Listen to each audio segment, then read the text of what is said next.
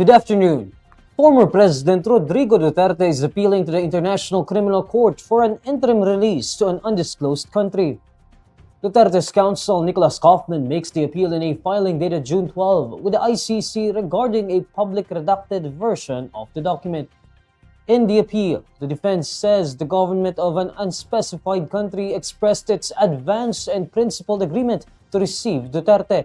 In the context of the ICC, an interim release is a temporary discharge of an accused who the court has detained. To date, records show that the ICC has interim release agreements with the Kingdom of Belgium and the Argentine Republic. Kaufman argues that Duterte does not meet any of the conditions to warrant further pre-trial detention. According to the defense, Duterte does not pose a risk of flight nor is his custody necessary for court appearances.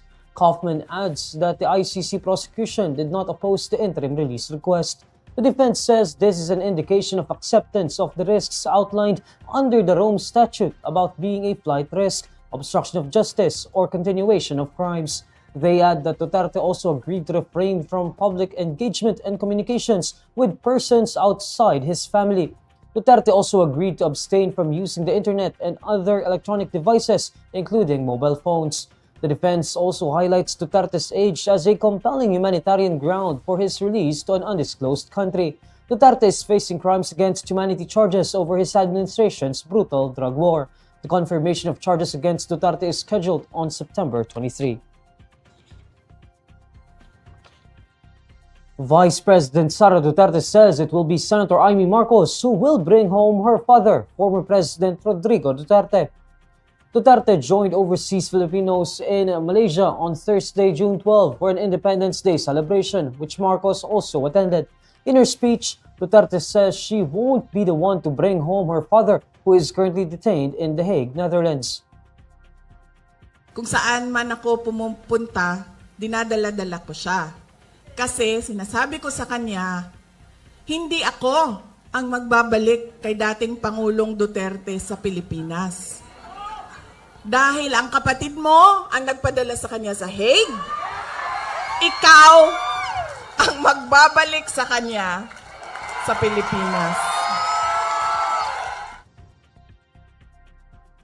The elder Duterte was arrested and turned over to the International Criminal Court in March to face allegations of crimes against humanity for drug war killings. In the same speech, the vice president says she encountered many foreigners who supposedly expressed opposition to her father's ICC arrest.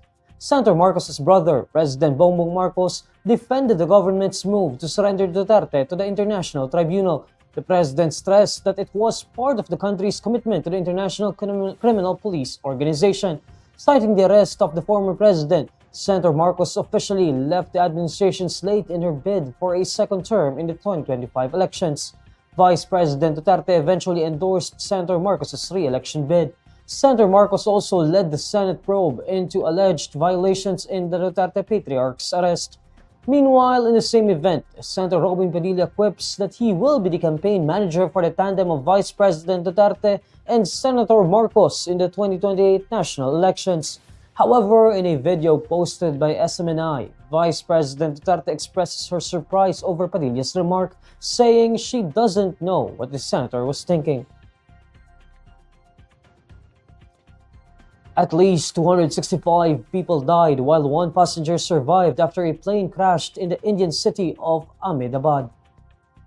Local authorities say Air India's Flight 171 had 242 passengers and crew on board.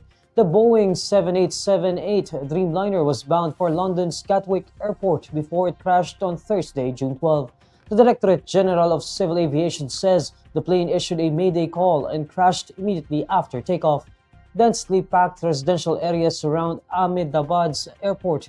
Police say 265 bodies reached the hospital, suggesting that at least 24 people died when the jet crashed into a medical staff hostel.